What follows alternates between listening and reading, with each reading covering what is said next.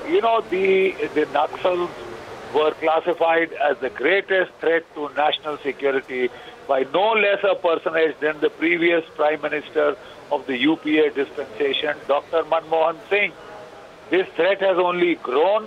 They have been trying to source arms and weapons, lethal arms and lethal weapons from the country, outside the country. They are in contact with China, which through the Northeast insurgents has been supplying them weapons. Through Myanmar, they have been supplied weapons.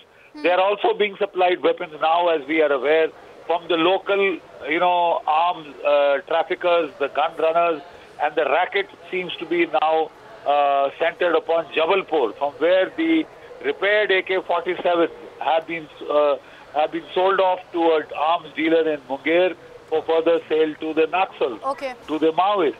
I think we better stop mollycoddling the Maoists. Absolutely. We better stop the so-called human rights activists from acting like a shield to absolutely make the Indian state a toothless tiger. Yes, and it's important, this crackdown hopefully is the first step in ensuring that we get to the bottom of really how arms are accessed by Maoists. Major General Bakshi, thanks for joining us. I also want to go across to Brigadier Ponwar. And Brigadier Ponwar, thank you for speaking to us. In your expertise, what really do you make of this arms racket? Time and again, we've spoken about how these Maoists are so heavily armed. And it's come to light now of an interstate arms racket from the Jabalpur Ordnance Factory. AK-47s were being repaired and sold to these Maoists.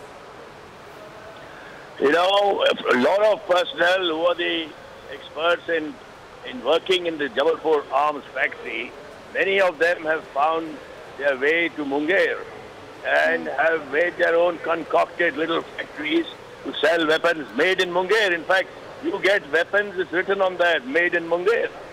And here is they're going to the Maoists.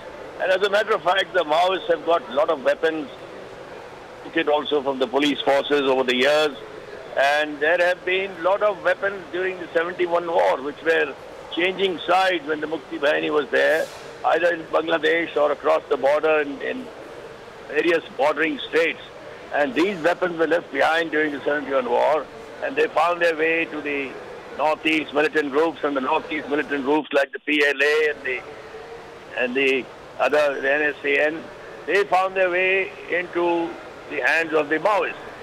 Now, time has come. These weapons will keep moving from the people who are under ceasefire. They might give them to the Maoists and carry out this activity. But the time has come now to go and get into the center of gravity of the Red Corridor, the Abuj Mar. We are getting about 7,000 Central Armed Police Forces inducted into Chhattisgarh, and they need to be deployed right in the center of gravity. Now, there's nothing stopping.